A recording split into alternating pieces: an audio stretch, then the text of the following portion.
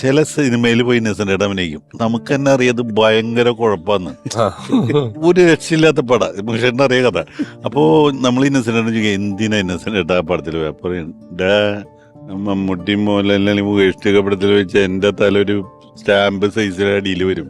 ഇത് കേരളം മുഴുവൻ എന്റെ പോസ്റ്റർ അല്ലടാ. ഓടിയില്ലെങ്കിൽ എന്താ പോസ്റ്റർ, ഞാൻ കാശ് കൊടുത്ത് അങ്ങനെ പോസ്റ്റർ അടിക്കാൻ പറ്റും. അങ്ങനെയും അതിനെ ഹ്യൂമറായിട്ട് കാണുന്ന ഒരാളാണ്. അമ്മയുടെ ഫ്ലൈറ്റ് പോയതിൽ ഇന്നസെന്റ് ഉണ്ടായിരുന്നോ? ഇല്ല. അല്ല, അന്ന് ഇപ്പം ഈ ഫ്ലൈറ്റുമായി ബന്ധപ്പെട്ട് മുകേഷ് ഏട്ടനാണോ ഇന്നസെന്റ് ഏട്ടനാണോ പറഞ്ഞത്? അതായത് ആ ഫ്ലൈറ്റില് എല്ലാ സിനിമാ താരങ്ങളും ഉണ്ട്, നമുക്കറിയില്ല, മമ്മൂക്ക ഇല്ല. അപ്പൊ അത് കഴിഞ്ഞിട്ട് കുറെ കഴിഞ്ഞപ്പം ഈ ഫ്ലൈറ്റ് പുറപ്പെട്ടു കഴിഞ്ഞിട്ട് ആ ഫ്ലൈറ്റിന്റെ TV പരിപാടി എന്താ കണ്ടപ്പോ പറഞ്ഞു, ദൈവമേ ഈ ഫ്ലൈറ്റ് എങ്ങാൻ കടലിൽ വീണ മമ്മൂട്ടി ഇന്നസെന്റും കൂടെ സിനിമയില് കുറെ നാള് കാശുണ്ടാക്കും. വേറൊരാളുടെ പേരും കൂടി പറഞ്ഞു, വാഴൂർ ജോസിന്റെ പേരും കൂടി പറഞ്ഞു. മമ്മൂട്ടി ഇന്നസെന്റും വാഴൂർ ജോസും കൂടെ മലയാള സിനിമ ഇനി കുറെ നാള് ഭരിക്കുന്നത് ചേട്ടനാണോ?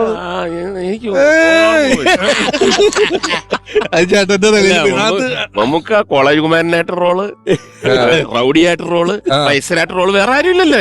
എല്ലാരും ഒരു ഫ്ലൈറ്റില്. അല്ല, അപ്പൊ എനിക്ക് മനസ്സിലായി ആരാ പറഞ്ഞെന്നുള്ളത്. ഞാനത് ഇന്നസെന്റ് ചേട്ടനാണോ ചേട്ടനാണോ എന്നുള്ളത് മാത്രമേ എനിക്കൊരു കൺഫ്യൂഷൻ ഉണ്ടായിരുന്നുള്ളൂ. ഇന്തോനേഷ്യയിൽ ഞങ്ങൾ ഒരുമിച്ച് രണ്ടുപേരും കൂടി പോയിട്ടുണ്ടായിരുന്നു. ഇന്നസെന്റ് ചേട്ടൻ ജോഷി ചേട്ടനോ? ജക്കാർത്തയില്. അപ്പൊ എനിക്കിപ്പോഴും മനസ്സിലാകാത്തത് നിങ്ങൾ രണ്ടുപേരെയും കൂടി ഒരു കമ്മിറ്റിക്കാരൻ വിളിക്കണത് എന്തിനാന്നുള്ള. അല്ല, അതിന്റെ വല്ല ആവശ്യമുണ്ടോ? അങ്ങനെ ഞങ്ങൾ രണ്ടുപേരും, അതായത് ഭൂകമ്പം എപ്പോഴും നടക്കുന്നൊരു രാജ്യമാണ് ഇന്തോനേഷ്യ. അപ്പം ഞങ്ങൾ പ്രോഗ്രാമൊക്കെ കഴിഞ്ഞ് റൂമിൽ വിശ്രമിക്കുകയാണ്. റൂമിൽ വിശ്രമിക്കുമ്പോൾ ഒരു 5 മിനിറ്റ് കഴിഞ്ഞപ്പോൾ ഒരു ഫോട്ടോ ഇങ്ങനെ പെട്ടെന്ന് ഇതിങ്ങനെ സൈഡിലേക്ക് പോകുന്നു, അത് വീണ്ടും ഇങ്ങനെ വന്ന് നിൽക്കുന്നു. എനിക്ക് ഭയങ്കര പേടിയായിപ്പോയി. അപ്പം ഞാൻ പറഞ്ഞു, ഇന്നസെൻ്റ് നോക്കിയതേ ഈ ബിൽഡിംഗ് ഒന്ന് ആടിയിട്ടുണ്ടെന്ന് പറഞ്ഞു. അപ്പോൾ ഇന്നസെൻ്റ് നീയും ചാവും ഞാനും ചാവും, പിന്നെ എന്നെ അംഗീകരിച്ച് നടക്കാൻ ആരും ഉണ്ടാവില്ലുണ്ട്. അപ്പോൾ അവിടെ ഒരു ഹ്യൂമർ, ഞാൻ പേടിച്ചിട്ടാ പറയണത്. ചില സന്ദർഭങ്ങളിൽ നമ്മള് ഇതാണല്ലോ കറക്റ്റ് എന്ന് തോന്നിപ്പോകും. അതായത് ഇതേപോലെ ഞാനും ഇന്നസെന്റ് ഏട്ടനും കൂടെ വെളി രാജ്യത്ത്, ഞങ്ങൾ വേറെ ആരും ഇല്ല, ഞങ്ങൾ രണ്ടുപേരും മാത്രം നിന്ന് കോമഡി പറയുക. അപ്പം ആൾക്കാരും ഭയങ്കര ആളും, അന്ന് അവിടെ ഒന്നും അങ്ങനെ പ്രോഗ്രാം ഒന്നും കൊണ്ടുപോകാൻ പറ്റുന്നില്ല. അപ്പം രണ്ടുപേരെ മാത്രം വിളിച്ച് ഭയങ്കര കോമഡിയും കഥകളും ഒക്കെ പറഞ്ഞിട്ട് ഒരുപാട് അവാർഡുകൾ കിട്ടി. അവിടുന്ന് തന്നെ ഒരുപാട് സാധനങ്ങൾ മേടിച്ച് പെട്ടിക്കകത്ത് വെച്ചിരിക്കുക. ഈ അവാർഡൊക്കെ ഈ എക്സസ് ബാഗേജിന് ലഗേജിന് നമ്മൾ കൊടുക്കണം. അപ്പൊ ഞാൻ പറഞ്ഞു, എന്തോ ചേട്ടാ ഇത് ഇവരിങ്ങനെ. അപ്പം അവിടെ ഇട്ടിട്ട് പോകുന്ന അവർക്ക് നടക്കേടാം, ഓരോരോ ക്ലബ്ബ് മറ്റേതും മറിച്ചെന്നൊക്കെ പറഞ്ഞിട്ട് ഭയങ്കര ഇതൊക്കെ. ഒരു സൂട്ട് കേസും ഉണ്ട്. ഞാൻ ആ കൂടെ ചിന്താക്കുഴപ്പത്തിൽ നിൽക്കുമ്പോൾ അകത്ത് ചേട്ടൻ്റെ അപ്പുറത്തെ റൂമിൽ എന്നൊക്കെ പറഞ്ഞിട്ട് കുറെ സൗണ്ടുകൾ കേൾക്കുന്നു. അപ്പൊ ഞാൻ നോക്കുമ്പോൾ കാണുന്നെന്ന് പറഞ്ഞ് ഈ ഇത്ര വലിയ ക്ലബിന്റെ ഇത്, അതിനകത്തൊരു സ്വർണ്ണ പതക്കമുണ്ട്. 4 എണ്ണത്തിനകത്തും സ്വർണ്ണ പതക്കമുണ്ട്. 1 പവനാ. അപ്പൊ നമ്മൾ ഈ പെട്ടിക്കകത്ത് ഇങ്ങനെ വെച്ചിട്ട് എല്ലാം കൂടി ഇങ്ങനെ വന്നിട്ട് എന്തോ ചെയ്യുമെന്ന് ആലോചിച്ചോണ്ടിരിക്കുമ്പോഴാ സ്വർണ്ണ പതക്കം എടുത്ത് ഞാൻ പറഞ്ഞു, ചേട്ടാ അവരൊന്നും കാണത്തില്ല, നമ്മൾ അതിന്റെ അടിയിൽ വലിച്ചു കയറി. ഞാനും കുറച്ച് കഴിയുമ്പോഴത്തേക്ക് അതൊക്കെ എന്ന് പറഞ്ഞു കഴിഞ്ഞാൽ ആ ബുദ്ധി, അതെല്ലാം അനുഭവത്തിന്റെ വെളിച്ചത്തിൽ 4 പതക്കത്തിന്റെ ആവശ്യമേ ഉള്ളൂ നമുക്ക്. ഒരു സംഭവം ഞാൻ ഓർത്തത്, അതായത് ട്രെയിനിലാണ് ഒരു സ്ത്രീ, കൊച്ചുകുട്ടി, ഭർത്താവ്, പിന്നെ ഇവരുടെ ഒരു റിലേറ്റീവ് സ്ത്രീയുണ്ട്. ഞാനും ഇന്നസെന്റ് ഏട്ടനുണ്ട്. ഇന്നസെന്റ് ഏട്ടൻ ഇവരെ കയറി മുട്ടി, അത് എന്താ അവരുടെ പേര്, ഇവിടെ പേര് എന്താ ചെയ്യുന്നു, അവിടെ അപ്പോൾ ഇവരുടെ നാട്ടിൽ ആരെയോ പുള്ളിക്കാരനറിയാം. അപ്പോൾ അയാളുടെ ചരിത്രമൊക്കെ. അപ്പം ഞാൻ ഇങ്ങനെ അടങ്ങിയിരിക്കും. അപ്പം നടക്കട്ടെ എന്ന് വിചാരിച്ചു. കുറച്ച് കഴിഞ്ഞപ്പോൾ പുള്ളി കോമഡിയിലേക്ക് കയറി. അപ്പം ഹസ്ബൻഡ് സിഗരറ്റ് വലിയായിട്ടൊക്കെ വെളിയിൽ നിൽക്കുക. അപ്പോൾ ഇവർ ചെറുപ്പം സ്ത്രീയാണ്, കൊച്ചുകുട്ടിയും പിന്നെ അനിയത്തി ഉണ്ട്. അപ്പം ഇങ്ങനെ ഒരു കോമഡിയുടെ അങ്ങനെ ബിൽഡപ്പ് ചെയ്ത് ഇപ്പം ഞാൻ കേട്ടിട്ടില്ലാത്ത കഥയാ. അപ്പം ഞാൻ എന്നിട്ട് പറഞ്ഞു, പുള്ളി അങ്ങനെ ഫുൾ ഫ്ലഡ്ജ് നിന്ന് ഇനി ക്ലൈമാക്സോടെ ഉള്ളു. അപ്പം ഹസ്ബൻഡിന് എന്തോ ഒരു ചെറിയ ഒരു സ്പെല്ലിംഗ് മിസ്റ്റേക്ക്, ഇയാള് ഭയങ്കര സ്കോറിംഗ് കേറുന്നുണ്ട്. അപ്പൊ ഹസ്ബൻഡ് അവിടെ എന്തുണ്ട് വൈഫിന് നീ വന്നേ എന്ന് പറഞ്ഞിട്ട് വിളിച്ചു പോയി. പിന്നെ അനിയത്തി കൊച്ചുകുട്ടിയും ഈ മോളും മാത്രമേ ഉള്ളൂ അവിടെ. വരുന്നില്ല, ഒരു ടൈം കഴിഞ്ഞിട്ടും ആ സ്ത്രീ വരുന്നില്ല. എനിക്ക് ഈ കഥയുടെ ക്ലൈമാക്സ് അറിയണം. ഞാൻ പറഞ്ഞു, ചേട്ടാ എന്നിട്ട് എന്തായി? നിന്നൊക്കെ അറിയാനാണോ ഞാൻ ഇത്ര കഷ്ടപ്പെട്ട് ഇത്രയും പെർഫോമൻസ് ചെയ്ത്?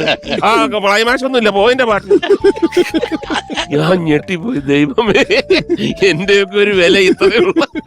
നമ്മളിപ്പോ നിർമ്മാണം, അഭിനയം എന്നൊക്കെ പറഞ്ഞ പോലെ ഇന്നസെന്റ് ചേട്ടൻ അത്യാവശ്യം സിനിമകളിൽ പാടുകയും പാടിയ മിക്ക പാട്ടുകൾ ഹിറ്റാവുകയും ചെയ്തിട്ടുണ്ട് അല്ലെ? ഏറ്റവും കല്യാണരാമനിലെ പാട്ടെടുത്താലും, കുണുക്കു പെൺമണിയെ എന്ന് പറയുന്ന ഗാനം എടുത്താലും, ആനച്ചന്തം എടുത്താലും, ഗജകേസരി യോഗത്തിനകത്തൊരു പാട്ട് പാടിയിട്ടുണ്ട്.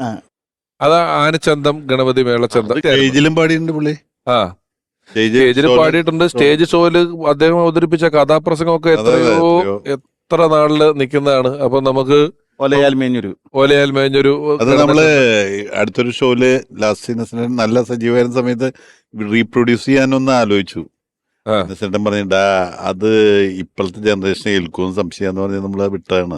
ആനച്ചന്തം ഗണപതി മേളച്ചന്തം, ആനച്ചന്തം ഗണപതി മേളച്ചന്തം, എട്ടും പൊട്ടും തിരിയാനിത്തിരി ഹിന്ദി ചന്തം, ഹിന്ദി ചന്തം, ആനച്ചന്തം ഗണപതി മേളച്ചന്തം, എട്ടും പൊട്ടും തിരിയാനിത്തിരി ഹിന്ദി ചന്തം, ഹിന്ദി ചന്തം, ആവോ ആവോ ആവോ ജാവോ ജാവോ ജാവോ.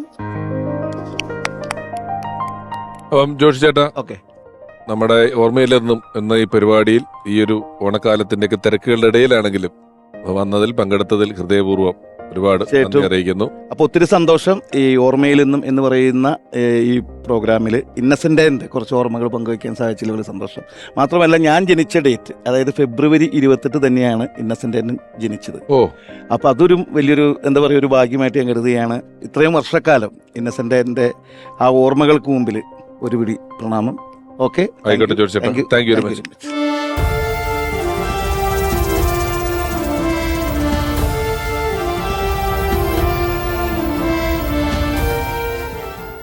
ഇനി ഇന്നസെന്റിനെ കുറിച്ച് പറയുമ്പോൾ തീർച്ചയായും ഈ വേദിയിൽ എത്തേണ്ട ഒരാൾ, ഇന്നസെന്റിന്റെ സന്തത സഹചാരിയായിട്ടുള്ള ഒരാൾ, അത് വ്യക്തി ജീവിതത്തിലും സിനിമയിലും ഇന്നസെന്റ് ചേട്ടൻ നിർമ്മിച്ച എത്രയോ സിനിമകളിൽ അദ്ദേഹത്തിനോടൊപ്പം നിർമ്മാണ പങ്കാളിയായിരുന്ന ഒരാൾ ഹൃദയപൂർവ്വം ഈ വേദിയിലേക്ക് സ്വാഗതം ചെയ്യുന്നു.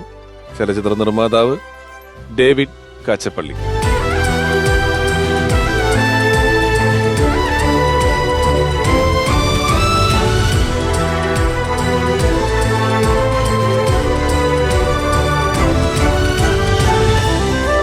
പിഷാരയുടെ അടുത്ത് ചോദിച്ചില്ലേ എന്നാണ് ഇന്നസെന്റ് ഏട്ടനെ ആദ്യം കാണുന്നെന്ന്. ആ സമയത്ത് തന്നെയാണ് ഞാൻ ഡേവിഡ് കാച്ചപ്പള്ളിയും കാണുന്നത്. തിരുവനന്തപുരം കീർത്തി ഹോട്ടലില്. ഇവർ രണ്ടുപേരും പ്രൊഡ്യൂസർമാരായിട്ട് വിലസുകയാണ് അവിടെ. നമ്മളൊരു ചെറിയ സിനിമയുടെ അവിടെ അതിനുവേണ്ടി താമസിക്കുകയാണ്. അപ്പൊ ഇവര് രണ്ടുപേരും നമുക്ക് ഭയങ്കര ബഹുമാനമാണ്. ഇന്നസെന്റ് ഏട്ടനെ മാത്രമേ എനിക്ക് അറിയൂ, അദ്ദേഹത്തിന്റെ പേര് മാത്രമേ അറിയാവൂ. പിന്നീട് ആരോ പറഞ്ഞ് അതാണ് ഡേവിഡ് കാച്ചപ്പള്ളി എന്ന് പറഞ്ഞത്. ഏറ്റവും സക്സസ്ഫുൾ ആയിട്ടുള്ള പ്രൊഡ്യൂസേഴ്സ് ആയിരുന്നു ആ സമയത്ത്. ഞാൻ എപ്പോഴാണ് ഇന്നസെന്റ് ഏട്ടനുമായിട്ട് ഡേവിഡിന്റെ പരിചയം തുടങ്ങിയത്? ഏത് സമയത്താണ്? ഞാൻ മദ്രാസില് 72-ലാണ്. അപ്പോൾ രാമു കരിയാട് സാറ്, ശോഭന പരസ്താറിൻ്റെ കൂടെ അവരെ കൂടെ നിൽക്കായിരുന്നു ഞാൻ. അപ്പോൾ അവർ പടത്തിൻ്റെ വർക്ക് കൊടുക്കാൻ മുമ്പ് നൃത്തശാല, അതിൽ അസോസിയേറ്റ് ഡയറക്ടറാണ് ഡയറക്ടർ മോഹൻ. ഇവരുടെ ഒരു 3 പേരാണ് കൂട്ടുകെട്ട്. മോഹൻ സാറ്, ഡേവിഡ് ഏട്ടൻ, ഇന്നസെന്റ് ഏട്ടൻ. അപ്പം അങ്ങനെ അറിഞ്ഞപ്പോൾ വന്ന് പരിചയപ്പെട്ടു.